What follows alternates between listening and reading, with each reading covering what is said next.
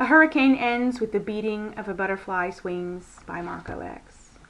A hurricane ends with the beating of a butterfly's wings. Crowds waiting for a miracle are left on the scraped brown muck banks of the Ohio River, walking flooded old brick streets several feet underwater, trying to decipher the river for a dramatic remedy.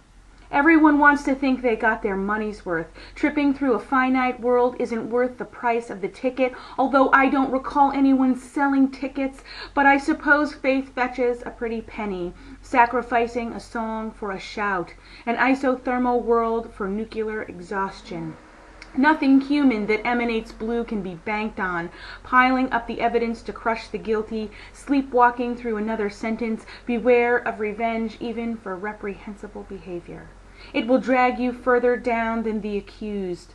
Historical truth is worse than though none at all. Rumored that some carpheads are secretly living in collusion with the enemy, which encompasses almost anyone who doesn't have to have its muddy inside scraped out before it can be devoured.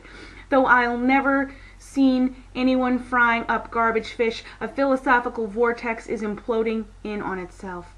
May as well be an exterminating angel, or a lowest common denominator for that matter.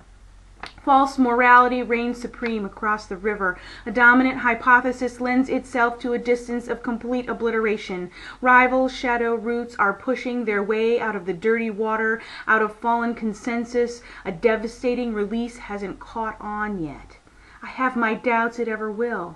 But I have no solid argument for my idea. Purely defined philosophy is for cloistered rich kids to gnaw on, not despised carpheads or dirt-poor river rats. Contrasting elements, maybe be delusions of grandeur or an artificial species tunneling under our skin for spells of time that can't be there on a dime, whether for soul candy or crushed on the tracks, then left at the crossroads as protection. Many times traces of an innocent man's blood have turned up at the scene of a crime.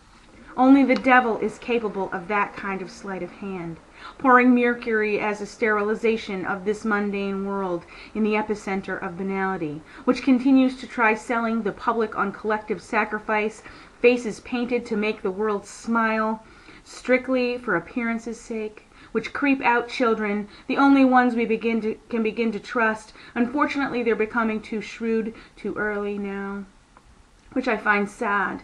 There is no turning back the clock without crushing all the numbers to smithereens.